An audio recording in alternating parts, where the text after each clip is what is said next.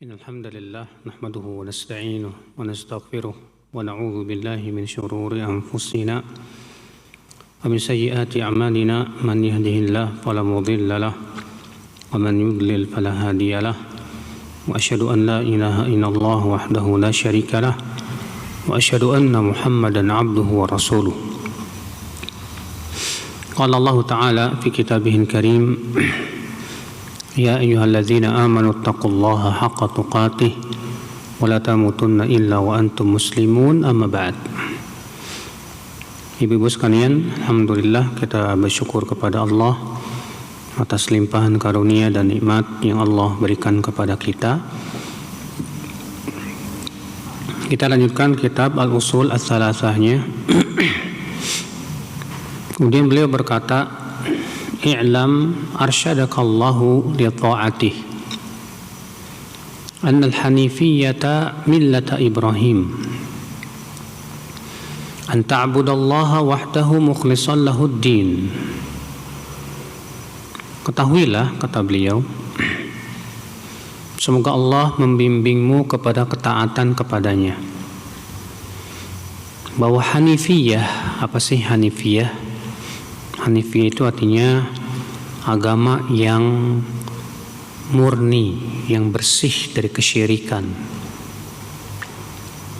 Millata Ibrahim adalah millahnya Nabi Ibrahim.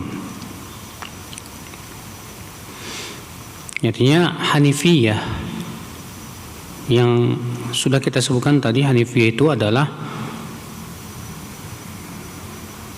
agama yang murni dari kesyirikan, yang hanya mentauhidkan Allah saja.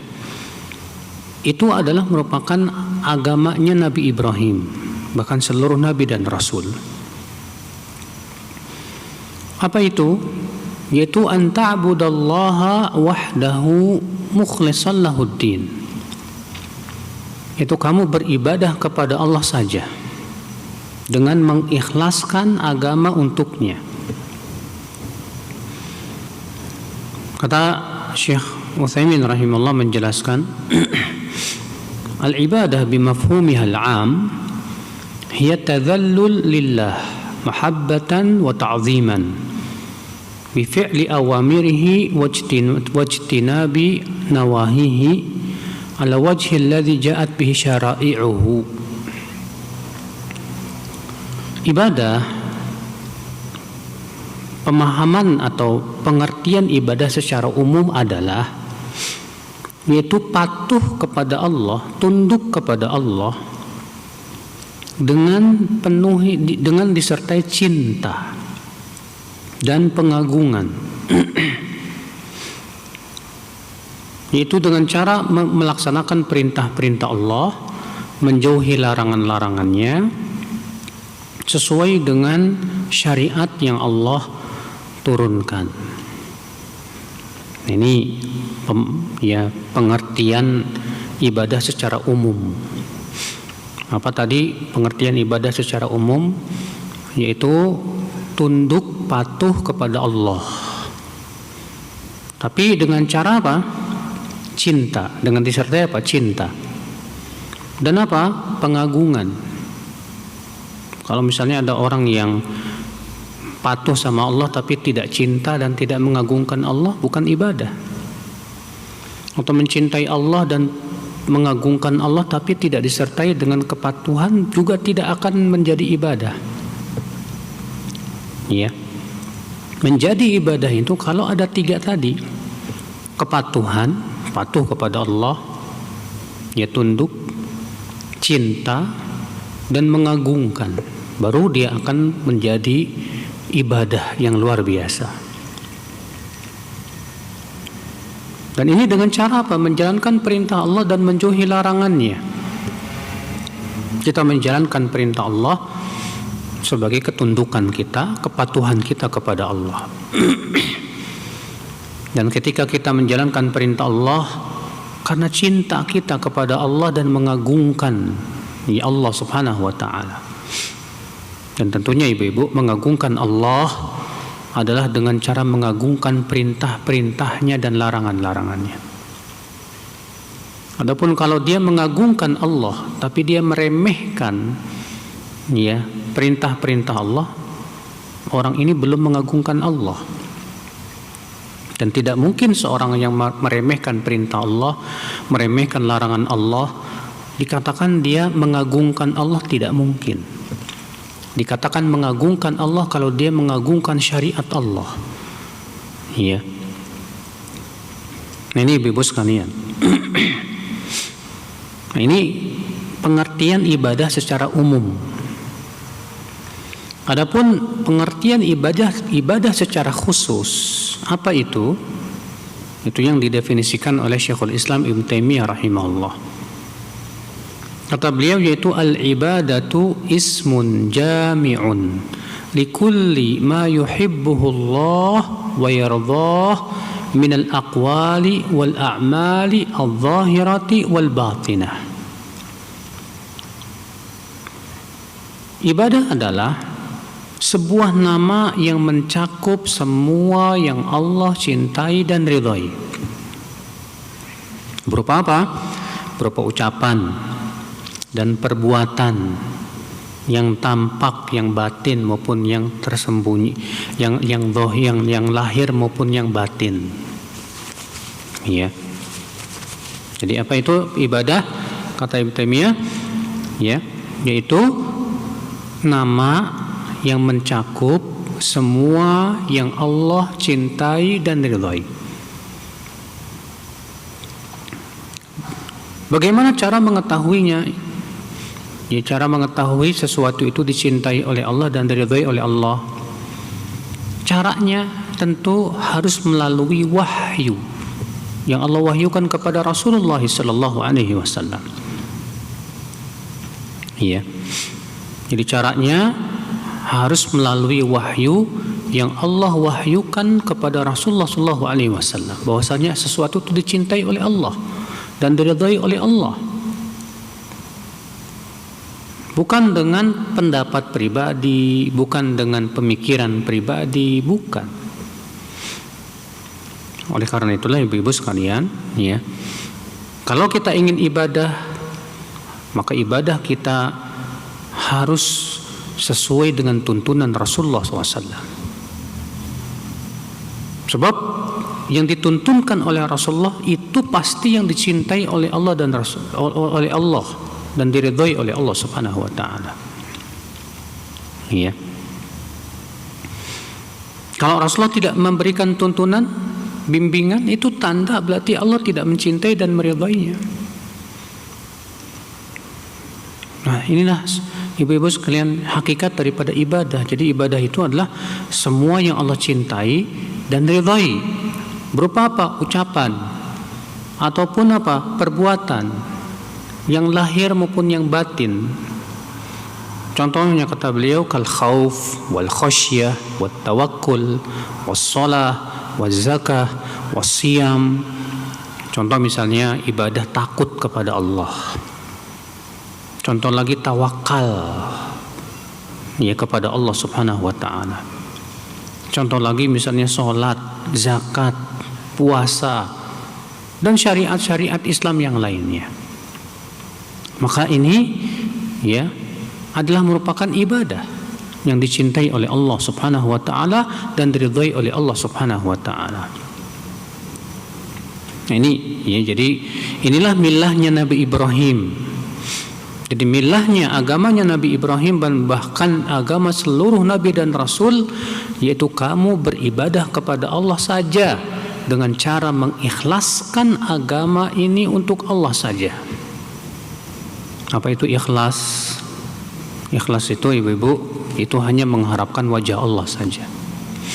Tidak mengharapkan dunia, tidak mengharapkan pujian manusia. Iya. Itu namanya ikhlas. Walaupun kita terpaksa melakukannya, tapi kalau kita mengharapkan wajah Allah, itulah ikhlas. Kita lanjutkan, wa bidzalika amarallahu jami'an nas wa khalaqahum laha. Dengan itulah Allah perintahkan seluruh manusia. Ya, dengan apa? Dengan tauhid ini, dengan mengikhlaskan ibadah hanya kepada Allah. memurnikan ibadah hanya untuk Allah, dengan itulah Allah perintahkan seluruh manusia. Seluruh manusia disuruh untuk beribadah kepada siapa? Kepada Allah yang telah menciptakannya. Iya. Allah berfirman dalam surat Az-Zariyat ayat 56, "Wa ma khalaqatul jinna wal insa illa liya'budun." Tidaklah aku ciptakan jin dan manusia kecuali agar beribadah kepadaku saja.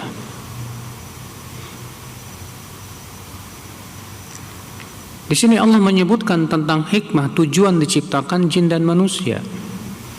Apa itu tujuan diciptakan jin dan manusia? Yaitu agar beribadah hanya kepada Allah.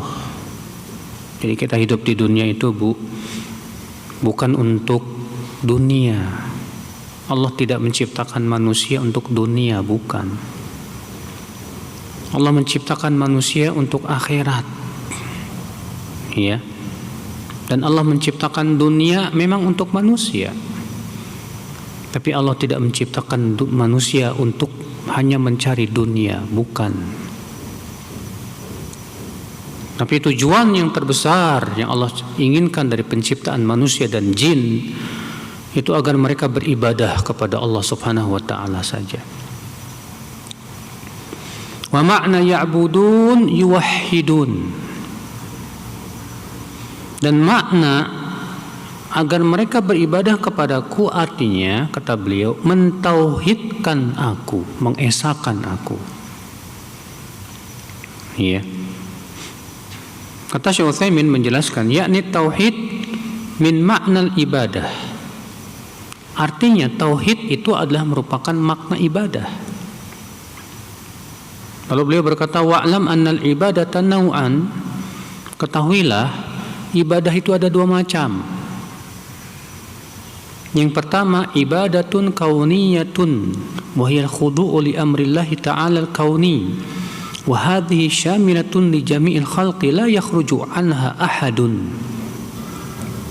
Yang pertama adalah ibadah yang bersifat kauniyah.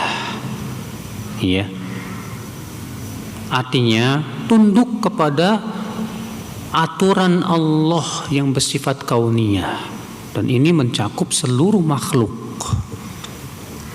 Ya, matahari, bulan, bintang, pepohonan, bebatuan, hewan-hewan.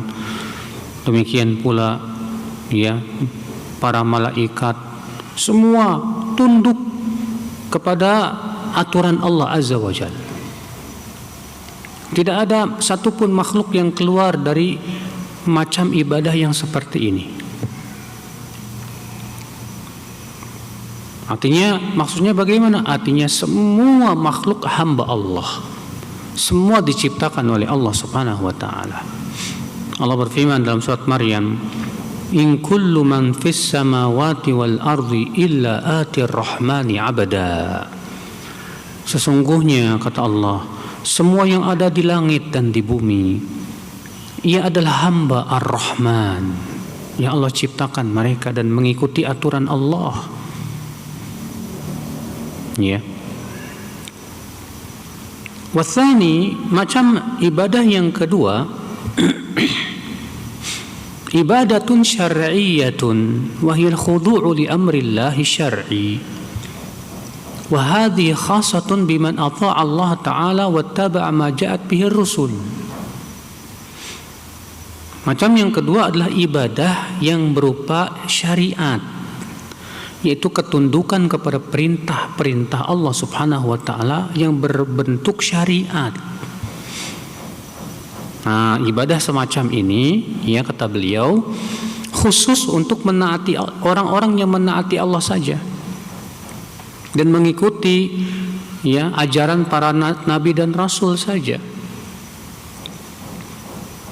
Ya. Artinya begini, Bu. Manusia ciptaan Allah, ya. Sama halnya dengan gunung, ya, hewan, pohon, matahari, bulan, langit, bumi, seluruhnya adalah hamba Allah. Mereka semua adalah abdun, hamba Allah. Namun untuk manusia dan jin ada yang menaati Allah, ada yang memaksiati Allah. Ada yang beriman kepada Allah, ada yang tidak beriman kepada Allah. Yang beriman kepada Allah, yang menaati Allah Subhanahu wa taala, maka merekalah hamba-hamba Allah ya, yang istimewa. Nah, ini Ibu-ibu sekalian. Allah Ta'ala berfirman, wa ibadur rahmanil ladzina yamshuna 'alal ardi hauna, dalam surat Ar-Rahman, Al-Furqan ayat 63. Wa ibadur rahman, hamba-hamba Ar-Rahman. Siapa itu? Alladzina yamshuna 'alal ardi hauna, yaitu orang-orang yang berjalan di muka bumi dengan haun, dengan ketawaduan, bukan dengan sombong. Ya. Nah, ini Ibu-ibu sekalian. Jadi tujuan diciptakan manusia dan jin untuk apa? Untuk ibadah. Lalu beliau berkata, wa a'zamu ma amarallahu bihi tauhid wa huwa ifradullahi bil ibadah. Dan kata beliau, perintah Allah yang paling besar, yang paling agung, apa itu? Tauhid. Jadi perintah Allah yang paling agung itu tauhid, Ibu. Apa itu hakikat tauhid kata beliau? Yaitu ifradullahi bil ibadah. Yaitu mengesahkan Allah di dalam ibadah. Itulah tauhid. Ya. Tauhid itu secara bahasa dari kata wahada yuwahhidu tauhidan, ay ja'alahu wahidan. Ya, tauhid artinya menjadikannya satu. Menjadikannya apa? Satu. Kata Syekh Utsaimin, wa hadza la yatahaqqaqu illa binafyin wa itsbat. Dan tauhid tidak mungkin terwujud kecuali dengan dua. Yang pertama, meniadakan dan menetapkan. Ya. Meniadakan apa? Meniadakan semua yang disembah selain Allah. Maka semua yang disembah selain Allah batil, tidak berhak disembah. Dan yang kedua, menetapkan apa? Bahwa Allah lah satu-satunya zat yang berhak disembah, yang berhak diibadahi. Kalau misalnya kita meniadakan tanpa menetapkan, apa itu? Ateis. Ya. Menetapkan tapi tidak meniadakan, syirik. Disebut tauhid itu kalau di situ ada meniadakan dan menetapkan. Dan itulah makna daripada la ilaha illallah. Maka la ilaha illallah terdiri dari dua, nafi dan isbat. La ilaha, tidak ada ilah, ini nafi, meniadakan. Illallah, ya, kecuali Allah, ini isbat, menetapkan. Berarti yang namanya tauhid ini yang ditunjukkan dalam ucapan la ilaha illallah. Berarti konsekuensinya apa, Ibu-ibu? Ya, kita meniadakan semua yang disembah selain Allah, bahwa itu semua tidak berhak disembah, tidak berhak diibadahi. Dan kita menetapkan bahwa hanya Allah yang berhak disembah dan diibadahi saja. Ya.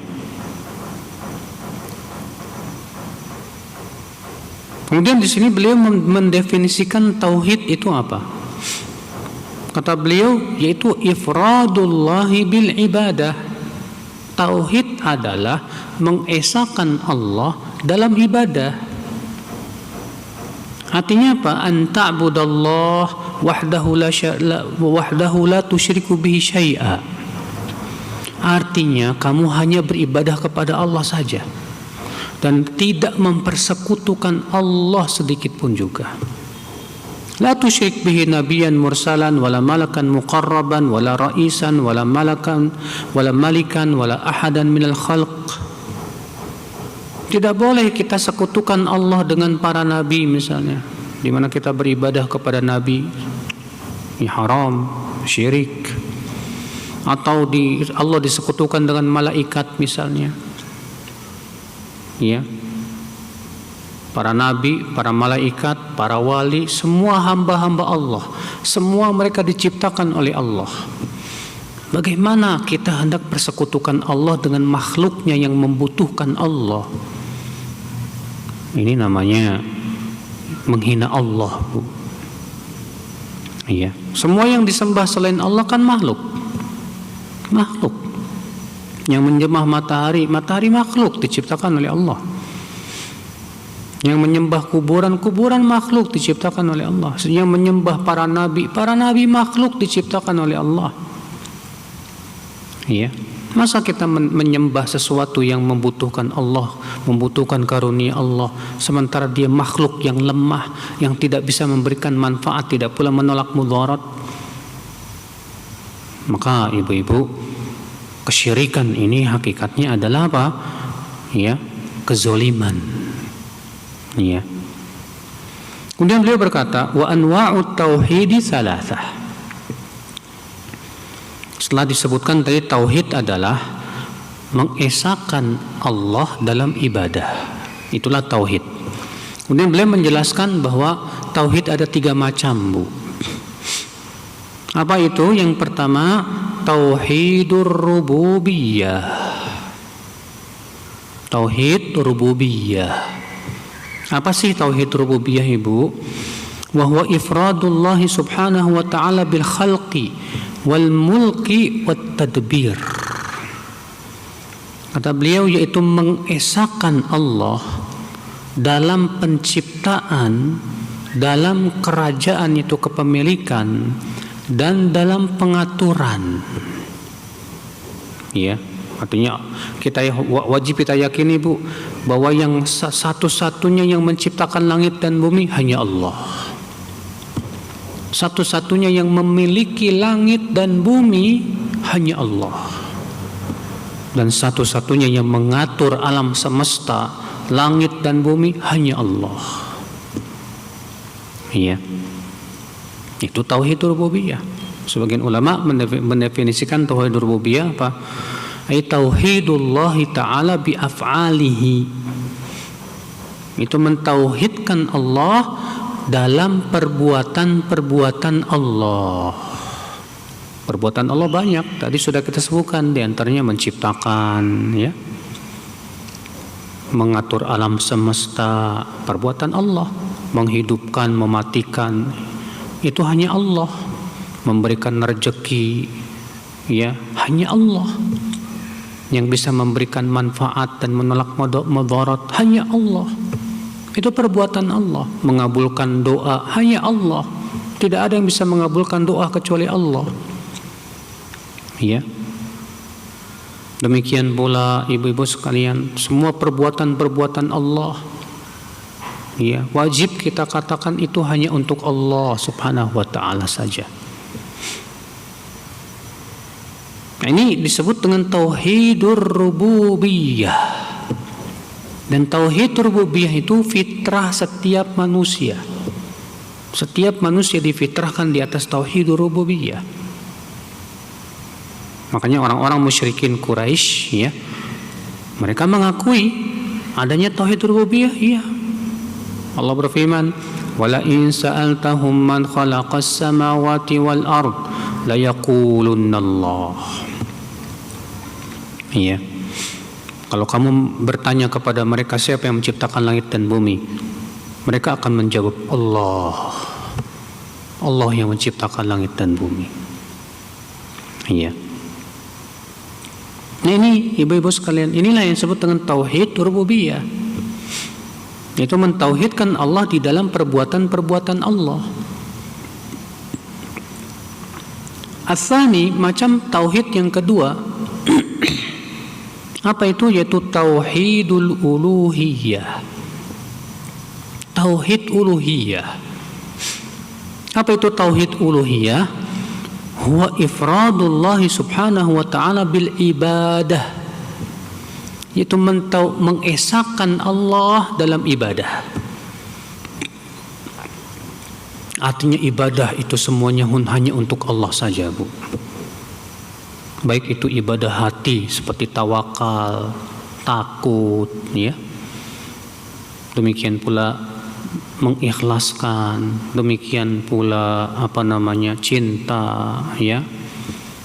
Nah, ibadah-ibadah hati ini hanya untuk Allah, atau ibadah lisan seperti baca Quran, zikir hanya untuk Allah.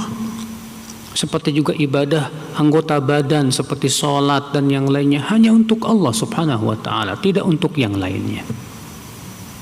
Iya. Ini namanya tauhidul uluhiyah. Dan tauhid rububiyah berkonsekuensi kepada tauhid uluhiyah, Ibu.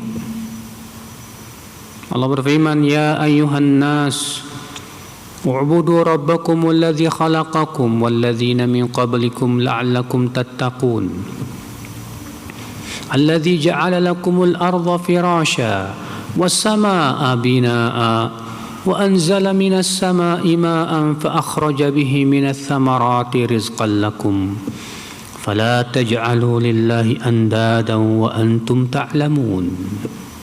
Hai manusia, beribadahlah kalian kepada Rabb kalian yang telah menciptakan kalian dan menciptakan orang-orang sebelum kalian agar kalian bertakwa.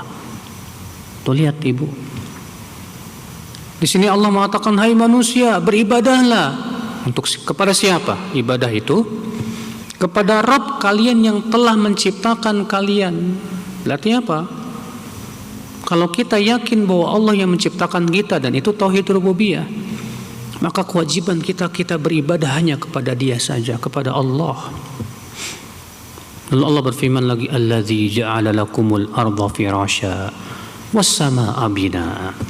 Dialah Allah yang telah menjadikan bumi sebagai hamparan, langit sebagai bangunan. Wa anzala minas samaa'i maa'a, dan yang telah menurunkan dari langit itu air hujan, ya. Fa akhraja bihi minas thamarati rizqan lakum, maka dengan air hujan itu Allah keluarkan berbagai macam buah-buahan sebagai rezeki buat kalian. Ini semua perbuatan Allah yang bersifat rububiyah. Lalu Allah berfirman, fala taj'alu lillahi andada, maka jangan sekali-kali kalian mengambil tandingan-tandingan selain Allah. Wa antum ta'lamun, sementara kalian tahu bahwa yang melakukan itu semua Allah. Iya. Maka kalau kita yakin yang menciptakan langit dan bumi itu Allah, yang menurunkan air hujan Allah, yang mengeluarkan berbagai macam pepohonan dan buah-buahan hanya Allah, yang memberikan rezeki itu hanya Allah, berarti konsekuensinya apa, Bu? Konsekuensinya kita hanya beribadah kepada Allah saja, tidak beribadah kepada selain Allah. Ini tauhid yang kedua, tauhidul uluhiyah. As-salis, yang ketiga, kata beliau, tauhidul asma'i was sifat. Itu mentauhidkan Allah dalam nama dan sifat. Artinya, ya, mentauhidkan Allah dalam sifat-sifatnya dan nama-namanya yang Allah sebutkan dalam Al-Quran dan juga disebutkan oleh Rasulullah SAW dalam hadisnya. Ya. Maka semua nama-nama Allah, semua sifat-sifat Allah wajib kita imani, Bu, tanpa ditolak atau diubah-ubah maknanya hanya karena katanya klaim tidak sesuai dengan akal, tidak boleh. Iya. Wajib kita imani. Semua sifat Allah wajib kita imani. Dalam Al-Quran berapa banyak Allah menyebutkan tentang sifat-sifatnya. Demikian pula dalam hadis-hadis yang sahih. Ya. Dan tentunya, Ibu, kaidah dalam tauhid asma wa sifat tercakup dalam sebuah ayat. Itu firman Allah, laisa kamitslihi syai'un wa huwas samiul basir. Allah tidak serupa dengan apapun Dan Allah Maha mendengar lagi Maha melihat. Pertama, Allah meniadakan dulu. Allah tidak serupa dengan apapun. Lalu Allah menetapkan bahwa Allah Maha mendengar lagi Maha melihat. Artinya, penglihatan Allah dan pendengaran Allah tidak serupa dengan penglihatan dan pendengaran makhluk. Tidak serupa. Demikian pula semua sifat-sifat yang lainnya. Allah berfirman, Ar-Rahmanu 'alal 'arsy istawa. Ar-Rahman beristiwa di atas arasy. Bagaimana istiwanya tidak serupa dengan makhluk, wajib kita imani bahwa Allah beristiwa di atas arasy. Bagaimana caranya? Hanya Allah yang Maha tahu. Allah berfirman, bal yadahu mabsutatan. Justru dua tangan Allah terbuka. Wajib kita imani bahwa Allah punya dua tangan. Namun tangan Allah tidak serupa dengan makhluk. Ya. Nah, ini wajib kita imani itu semua. Nah, ini 3 macam tauhid. Kalau ada yang bertanya, Ustadz, apa dalilnya pembagian tauhid menjadi 3? Maka kita jawab dalilnya adalah dalil istiqra. Apa itu istiqra? Penelitian terhadap dalil-dalil dari Al-Quran dan hadis. Ya, siapapun yang belajar ilmu usul fikih, dia akan dapatkan bahwa di antara salah satu bentuk dalil adalah dalil yang disebut dengan dalil istiqra. Iya. Contoh misalnya yang banyak sekali Bu ya, perkara-perkara dalam agama ini yang berdasarkan dalil istiqra itu. Misal, hukum Islam ada 5. Wajib, sunnah, mubah, makruh, haram. Ya, kalau kita cari dalil dari Al-Quran dan hadis yang mengatakan hukum Islam ada 5, yang enggak ada. Dari mana para ulama menyimpulkan bahwa hukum Islam itu ada 5 itu? Setelah mereka melakukan penelitian terhadap semua dalil-dalil hukum. Akhirnya mereka mengambil kesimpulan bahwa hukum Islam tidak lepas dari 5 ini. Iya. Makanya kalau ada orang berkata pembagian tauhid menjadi 3 nggak ada dalilnya, itu karena nggak paham dia tentang hakikat makna dalil dan nggak pernah belajar usul fikih itu. Iya. Justru kita balik bertanya, kamu mengatakan bahwa Allah punya sifat wajib 20, mana dalilnya? Justru itu malah nggak ada dalilnya sama sekali. Itu hanya murni akal-akalan saja. Iya. Nah, ini ibu-ibu sekalian. Jadi kata beliau, perintah Allah yang paling besar adalah tauhid. Apa itu tauhid? Itu mengesahkan Allah dalam ibadah. Dan inilah ibu-ibu tauhid yang dibawa oleh para nabi dan rasul, yaitu tauhidul uluhiyah. Semua nabi dan rasul yang mereka dakwahkan kepada tauhid uluhiyah. Allah berfirman, "Wa ma arsalna min rasulin illa nuhi ilaihi annahu la ilaha illa ana fa'budun." Tidaklah kami utus seorang rasul pun kecuali kami wahyukan kepadanya bahwa tidak ada ilah yang berhak disembah kecuali aku, kata Allah. Maka sembahlah aku saja, ibadahlah kepadaku saja.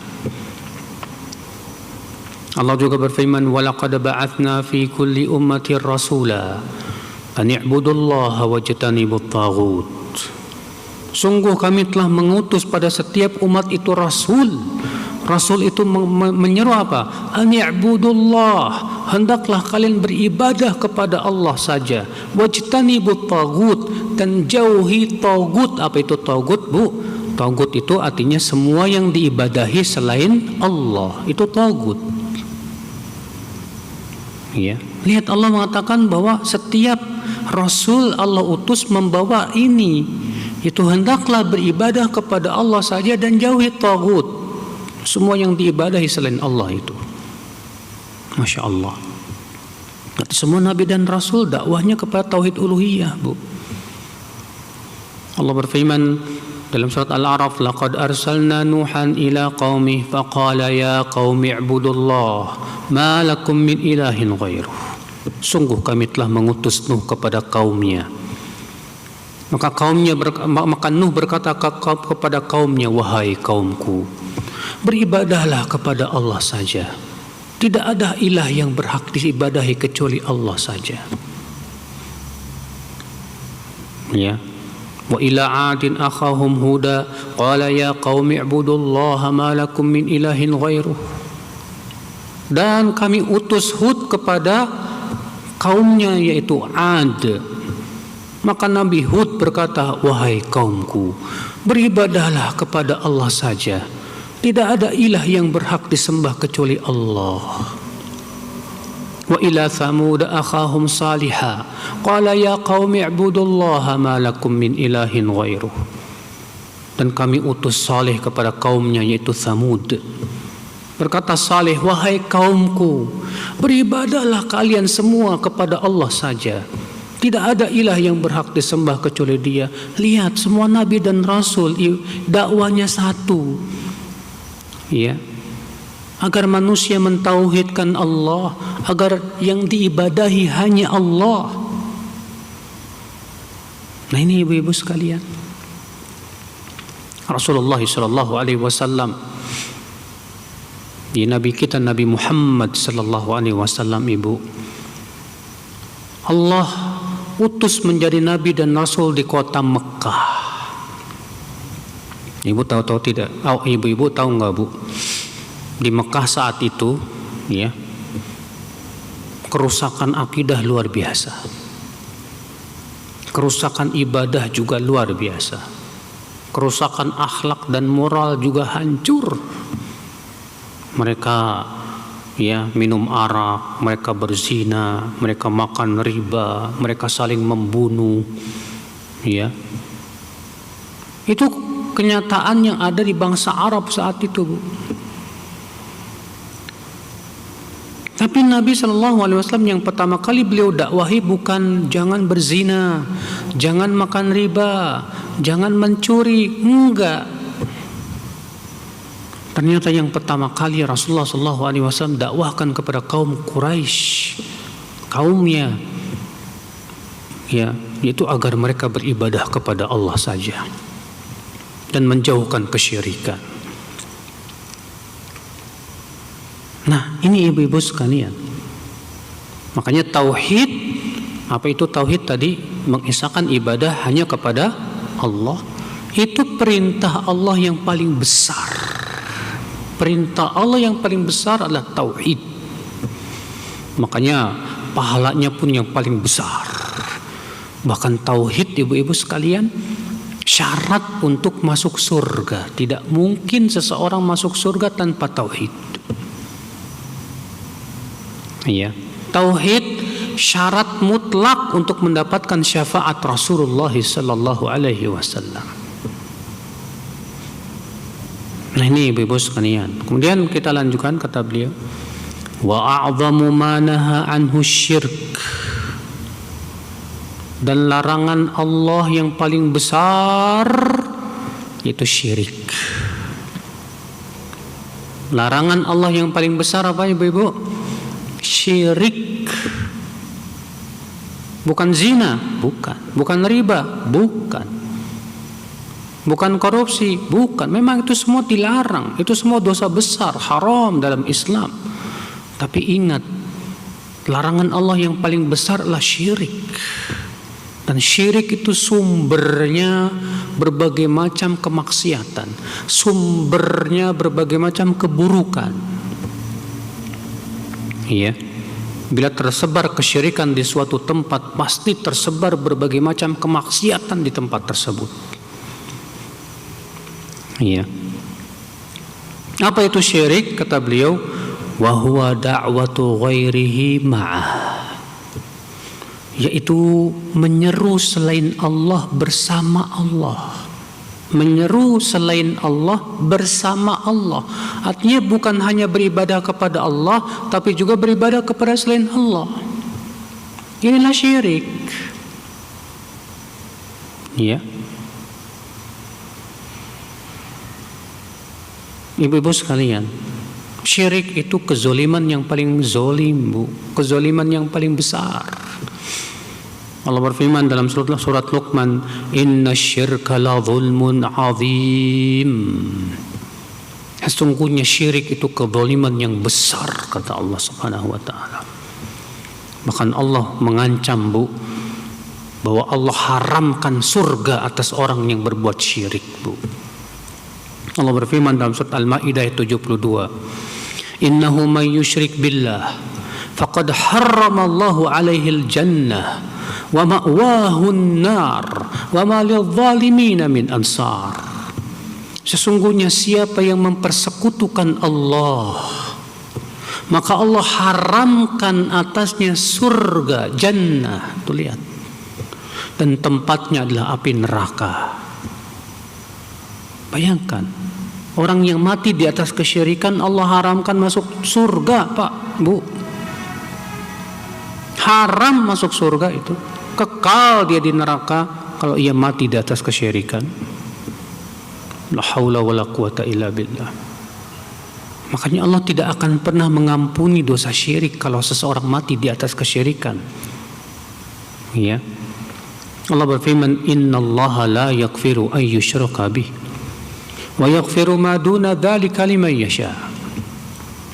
Sesungguhnya Allah tidak mengampuni dosa syirik. Allah tidak akan memaafkan dosa syirik. Dan Allah masih mengampuni dan memaafkan dosa yang lebih rendah dari syirik. Ya. Makanya Rasulullah bersabda, "A'dhamu dzambi an taj'ala lillahi nidda wa huwa khalaqak."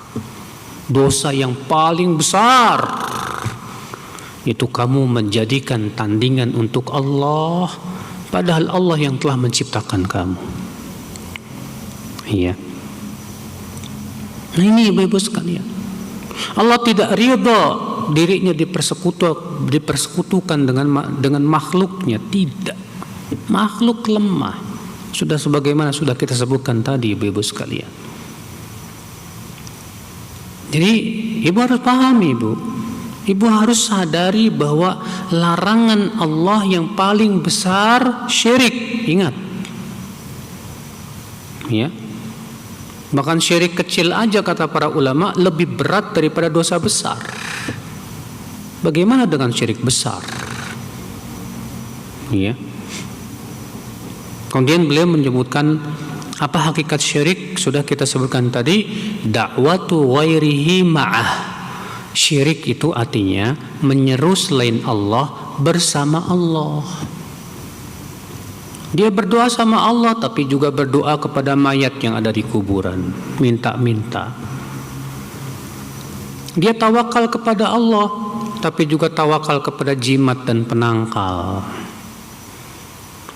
Iya, dia mencintai Allah tapi juga dia mencintai sesuatu seperti mencintai Allah.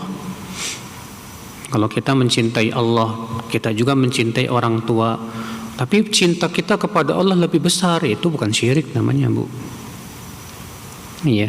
Syirik itu pas kita mencintai kedua orang tua kita seperti mencintai Allah, sama. Wah, ini baru syirik. Kita mencintai anak kita, ya lumrah, fitrah.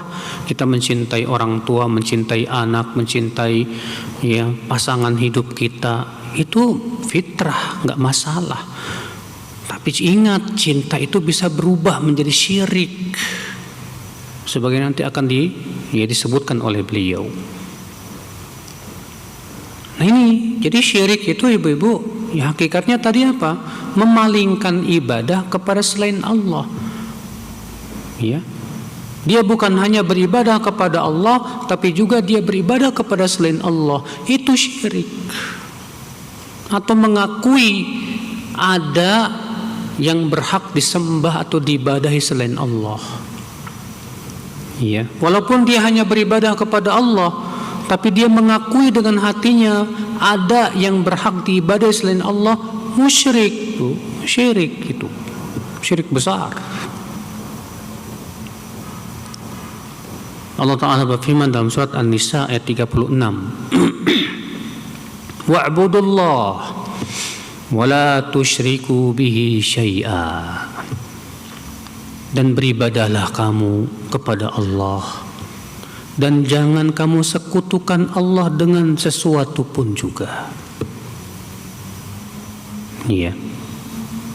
Tuh lihat, ketika Allah mengatakan beribadahlah kepada Allah dan jangan kamu sekutukan Allah dengan sesuatu, artinya jangan kau palingkan ibadah kepada selain Allah. Iya. Sebab kalau kamu palingkan ibadah kepada selain Allah, kamu telah berbuat syirik. Dan Allah tidak akan pernah mengampuni dosa syirik apabila seseorang wafat di atas kesyirikan, ibu-ibu. Ini ibu-ibu ya. Dan saya kira cukup dulu sampai di sini, kita buka tanya jawab. Barangkali ibu-ibu ada yang mau bertanya, silahkan.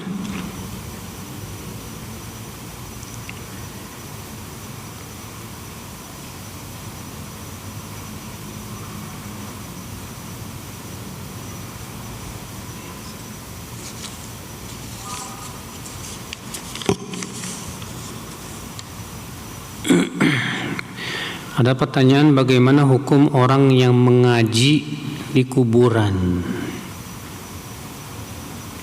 dan pergi ke makam orang-orang soleh untuk minta-minta, yang mereka katakan lebih baik melalui perantara agar cepat sampai doanya. Pertama, ibu, membaca Quran di kuburan, ya, tidak pernah dilakukan oleh Rasulullah SAW. Ada memang riwayat-riwayat yang menunjukkan kepada hal itu, namun itu semua dhaif, bahkan palsu. Rasulullah bersabda, la taj'alu buyutakum maqabir. Jangan kamu jadikan rumah kalian seperti kuburan. Kenapa? Kata para ulama, karena kuburan bukan tempat ibadah. Maka rumah yang tidak ditegakkan padanya ibadah berupa sholat, baca Quran, seperti kuburan. Ya, itu menunjukkan bahwa kuburan bukan tempat untuk baca Quran. Adapun mereka mengatakan, katanya lebih baik melalui perantara agar cepat sampai doa itu, subhanallah. Kita katakan, Allah menyuruh kita berdoa langsung kepada Allah. Allah berfirman, wa qala rabbukum ud'uni astajib lakum. Berkata Rabbmu, berdoalah kepadaku langsung, aku akan ijabah kepadamu. Adapun firman Allah, ya ayyuhalladzina amanu taqullah wabtaghu ilaihil wasilah. Wahai orang-orang yang beriman, bertakwalah kalian kepada Allah dan carilah wasilah kepada Allah. Kalau kita buka kitab-kitab tafsir para ulama, yang dimaksud dengan wasilah perantara dalam ayat itu adalah amalan salih, bukan orang yang sudah mati di kuburan. Ya. Maka kalau mereka datang ke kuburan dan minta-minta kepada orang soleh yang sudah meninggal dunia dan berdoa kepada orang soleh, ini jelas syirik besar. Iya. Kalau mereka meyakini bahwa orang soleh ini bisa menyampaikan doanya kepada Allah, maka ini keyakinan tidak ada dalilnya sama sekali. Mana dalil yang menunjukkan bahwa orang soleh itu bisa menyampaikan doa kita kepada Allah dalam hadis-hadis yang sahih? Ya. Justru orang yang meninggal, yang sudah mati itu sangat butuh doanya orang yang hidup, ibu. Nah ini ibu-ibu sekalian, ya, yang disyariatkan dari perantara wasilah itu, ya, yang ditunjukkan oleh syariat kita. Boleh kita datang ke sama orang soleh yang masih hidup supaya orang soleh itu mendoakan kita, nggak masalah, itu ada dalilnya. Ya, atau kita menjadikan nama-nama Allah sebagai wasilah perantara, enggak masalah, karena Allah berfirman, walillahil asmaul husna fad'uhu biha. Milik Allah lah nama-nama yang baik, maka berdoalah kepada Allah melalui nama-nama tersebut, enggak apa-apa. Atau kita menjadikan perantara dalam berdoa kepada Allah dengan amalan-amalan saleh, enggak masalah, karena itu ada dalilnya. Adapun menjadikan mayat sebagai perantara, maka ya banyak ulama tegas mengatakan itu adalah merupakan kesyirikan. Bahkan itu yang dilakukan oleh kaum musyrikin Arab Quraisy. Ya. Wallahu a'lam.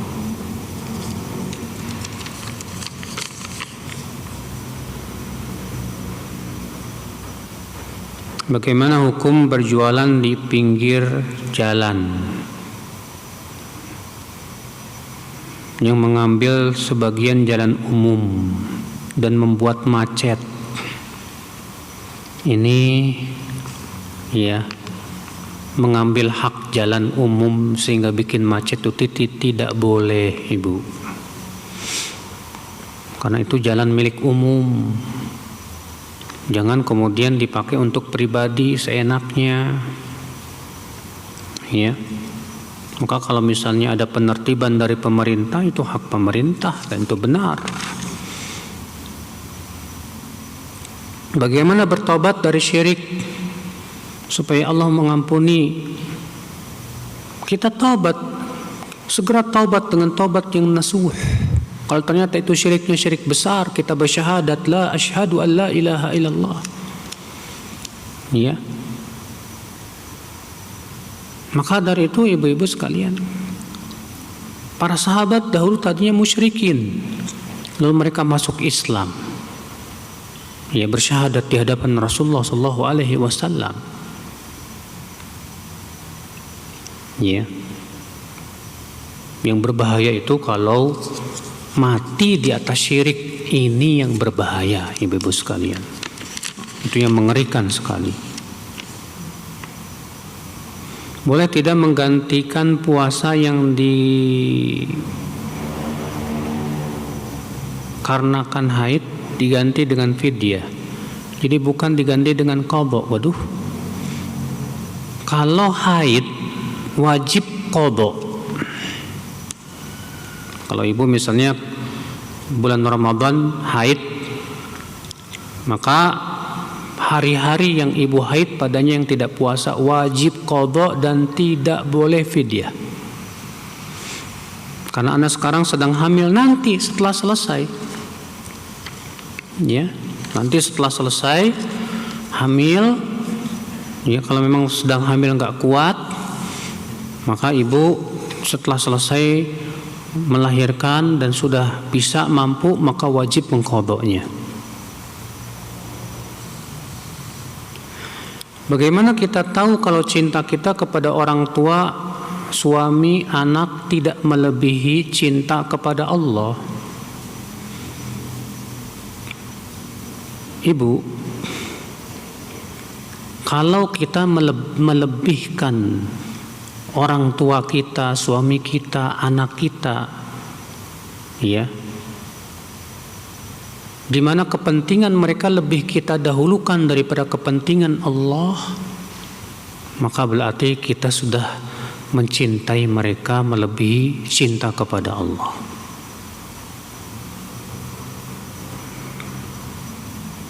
Makanya cinta itu akan teruji saat terjadi mana yang harus didahulukan ini, kepentingan Allah atau kepentingan kepada makhluk tadi.